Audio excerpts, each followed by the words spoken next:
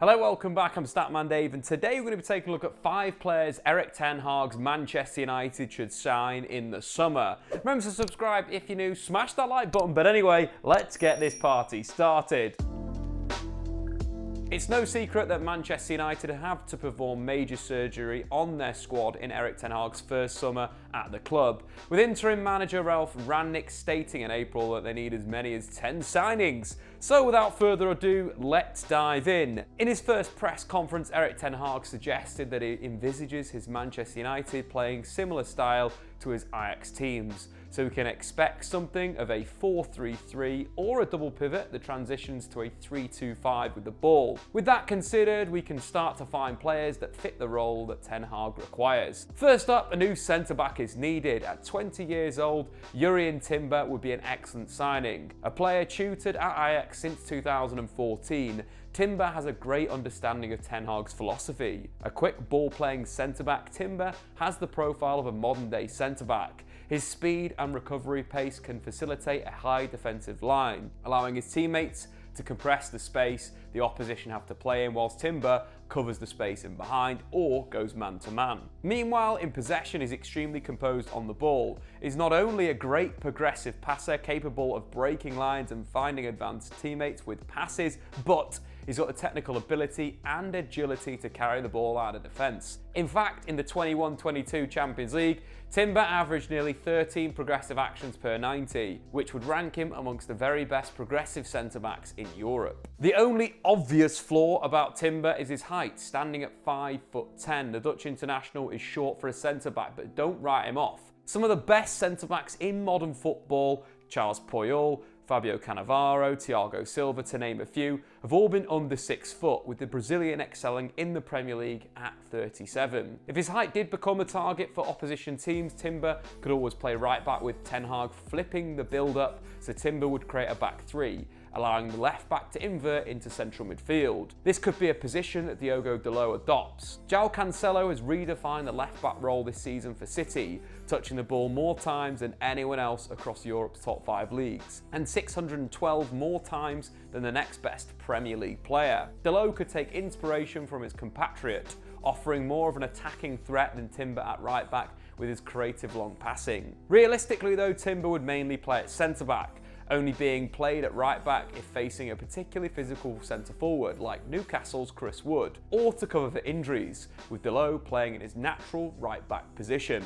With that considered, a new left back would be smart. Neither Luke Shaw or Alex Telles have made the position their own, so a progressive left back should be considered. Marc Cucurella would be a great addition. The Spaniard has developed into a fantastic player during just 1 season at Brighton and would reportedly cost only 30 million. A genuine two-way fullback, Cucurella was voted as Brighton's Player of the Year in his debut campaign, ranking in the top 3 of Premier League fullbacks for tackles won and chances created from open play. Extremely versatile, Cucurella has played at left back, on the left wing and at left centre back. This latter position is where he's largely featured for Brighton this season, operating as an overlapping centre back behind Leandro Trossard. His schooling at La Masia has made him very well suited to Potter's progressive possession-based style, whilst his experience as a wide midfielder has made him very comfortable in the wide areas. This season he's effectively played like a traditional left back, getting on the ball in deep areas, progressing the play with forward passes or by carrying the ball out.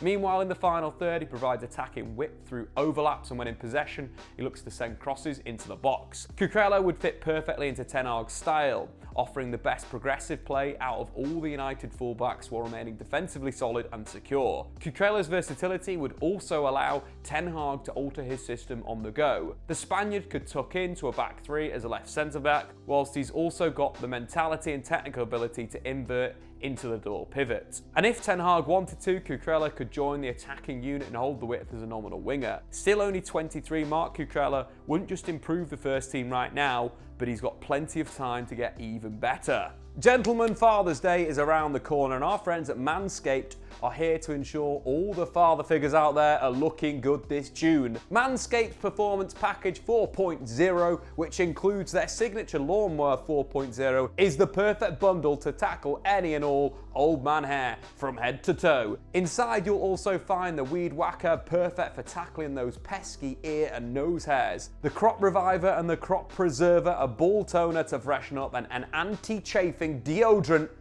to keep it that way, as well as a few good goodies from Manscaped. This here is no dad joke, so treat him and yourself by joining the 4 million men worldwide who trust Manscaped with this exclusive offer. Get 20% off plus free shipping with the code StatmanDave at manscaped.com. Trust me, his dad bod will thank you later. Next up, Manchester United need major midfield reinforcements, with Nemanja Matic and Paul Pogba both leaving Manchester United's midfield severely depleted. Sergej Milinkovic-Savic would be a fantastic addition, a physical specimen with fantastic technical attributes. Milinkovic-Savic is also incredibly two-footed. Naturally right-footed, his left foot has all the technique, accuracy and the power of the other. We saw this against Udinese this season, blocking a pass in the final third before expertly picking out the top corner with his weaker foot. A quintessential box-to-box midfielder, Milinkovic-Savic has more goal involvements than any other central midfielder across Europe's top 5 leagues this season, and has at least 10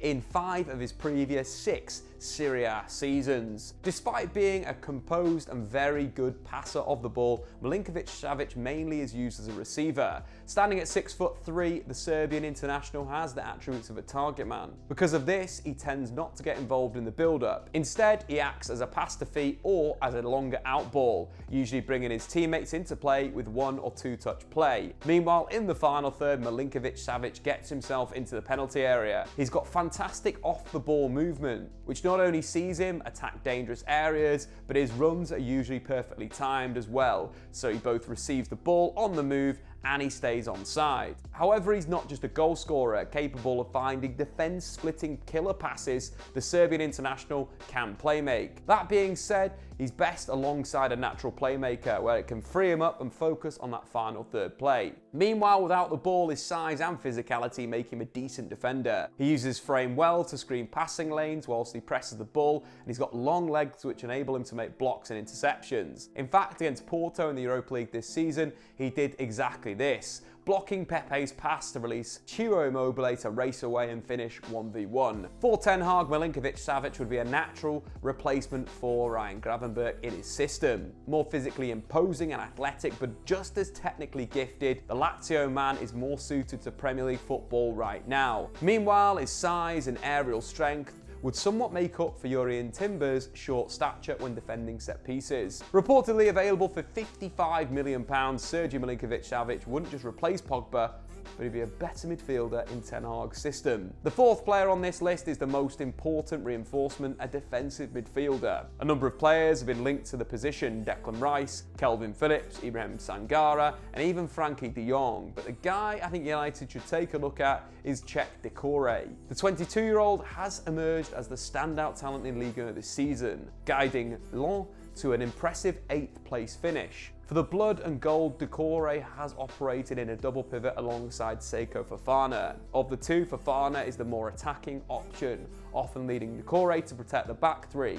However, without the ball, the duo were fairly aggressive when looking to regain possession. A talented deep-lying playmaker, Czech Decore is very good at progressing the play. He tends to operate as the deepest midfielder, often receiving the ball off the defenders and working the ball to more advanced players, notably midfield partner Fofana. He's able to do this well thanks to his composure in possession and the ability on the ball, which allows him to invite and evade pressure through dribbles and accurate short passes. In fact, he ranks in the top 7% of central midfielders for progressive passes and progressive carries. This combined total is only bettered by Nemanja Matic in the United squad, but unlike Matic, Decore has a youthful energy on his side. Whilst he tends to keep his passing short and simple, he's got the range to play more expansively, and is happy to look for clip balls over the top of the defence for his strikers in the channel. He's particularly good at playing through balls and ranks in the top 6% of central midfielders for through balls per 90. In fact, all of Lens' goals in the 3-0 win over Nice highlights his strength as a whole. We'll start with the first. After a Nice attack,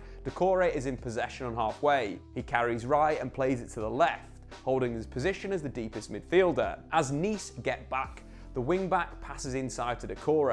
In a dangerous shooting position, the Nice defenders rush out, but instead of shooting, Decore slips the wing-back in behind with a through ball. His cross isn't cleared, and Lens take the lead. The third shows his progression. The Lens keeper rolls the ball out to wing-back, who finds Decore. The Marleyan carries out. attracting 3 players and creating a through ball passing lane. He disguises his pass and slips the striker in behind, who rounds the keeper to score. And finally, the second goal shows who's got a threat from range. He picks the ball up almost in the same position where he played the through ball for the first goal. However, this time he opens himself up and slots it in the top corner. Without the ball, he's a tenacious ball winner that sticks to his task well. Meanwhile, when he commits to a challenge, he tends to be aggressive and comes out on top, winning the ball back through interception and tackles 4.9 times per 90. With the ideal temperament to anchor Ten Hag's midfield, but the technical ability and composure to progress it, Chet Decore would be a cheap but very effective defensive midfielder for Manchester United. And finally, United need attacking reinforcements.